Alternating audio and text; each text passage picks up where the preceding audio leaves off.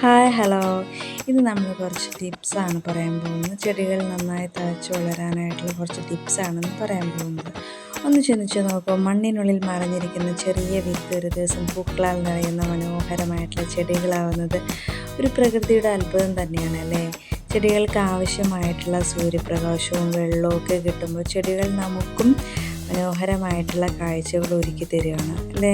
ചെടികൾക്ക് അധികം വെള്ളം കൊടുക്കാൻ പാടില്ല, അത് റൂട്ടിനെ നശിപ്പിക്കും. അത് ആവശ്യത്തിന് മാത്രം വെള്ളം കൊടുക്കുക.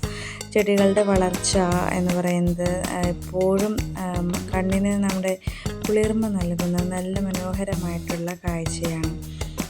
ഈ ചെടികൾക്ക് അത്യാവശ്യമായിട്ടുള്ള ഒന്നാണ് ഡ്രെയിനേജുള്ള മണ്ണ്, വെള്ളം വാർന്നു പോകുന്ന മണ്ണ്. അതുപോലെ തന്നെ വളങ്ങൾ, കമ്പോസിറ്റ്, ഓർഗാനിക് ആയിട്ടുള്ള വളങ്ങളാണ് കൂടുതൽ നല്ലത്. ചാണകപ്പൊടി, അതുപോലെ തന്നെ പച്ചക്കറിയുടെ വേസ്റ്റ്. നമുക്ക് കമ്പോസിറ്റ് വീട്ടിൽ തന്നെ നിർമ്മിക്കാം. ഒരു പാത്രത്തിനകത്ത് പച്ചക്കറി വേസ്റ്റും, മുട്ടയുടെ തുണ്ടും, ചായയുടെ കൊറ്റനും, ചായയുടെ അടിയുണ്ടല്ലോ കൊറ്റൻ, അതുപോലെ തന്നെ പഴത്തിൻ്റെ തോല്, എല്ലാ പച്ചക്കറി ആയിട്ടുള്ള വേസ്റ്റുകളൊക്കെ ഇട്ട് വെച്ച് അതൊരു കമ്പോസിറ്റായിട്ട് മാറ്റാം. അങ്ങനെ കമ്പോസിറ്റും ചാണകപ്പൊടിയും ഇടയ്ക്കിടയ്ക്ക് ആഴ്ചയിൽ ഒരിക്കലോ ആഴ്ചയിൽ രണ്ടാഴ്ച കൂടുമ്പോഴൊക്കെ ഇട്ട് കൊടുത്തിട്ടുണ്ടെങ്കിൽ ചെടികൾ നന്നായി വളരാനായിട്ട് നല്ലതാണ്. അതുപോലെ തന്നെ ചെറിയ ചട്ടിയിൽ തന്നെ ചെടികൾ തിങ്ങി നിറഞ്ഞ് വയ്ക്കുന്നത് മാറ്റണം. ഇടയ്ക്ക് ചട്ടി മാറ്റി കൊടുക്കണം. അതുപോലെ തന്നെ പ്രൂണിങ് വളരെ അത്യാവശ്യമായിട്ടാണ്. ചെടികൾ നന്നായി വെട്ടിക്കളയുന്നത് പുതിയ ചെടികൾ നമുക്ക് വളർത്തിയെടുക്കാം. മണ്ണിൽ നട്ടുവിട്ട് പുതിയ ചെടികൾ വളർത്തിയെടുക്കുകയും ചെയ്യാം. അല്ലെങ്കിൽ വെട്ടിക്കളയുമ്പോൾ ആ ഉള്ള ചെടിക്ക് തന്നെ കുറച്ചുകൂടെ തളിർപ്പൊക്കെ വന്ന് നന്നായി പൊടിച്ച് വളരാനായിട്ട് സാധിക്കും. ഓക്കെ. പിന്നെ അതുപോലെ തന്നെ നമ്മുടെ കീടനിയന്ത്രണത്തിന് നീം ഓയിൽ പോലെയുള്ള പ്രകൃതിദത്തമായിട്ടുള്ള നാച്ചുറൽ സ്പ്രേ ഒക്കെ ഉപയോഗിച്ച് കഴിഞ്ഞിട്ടുണ്ടെങ്കിൽ കീടങ്ങളൊക്കെ പോകും.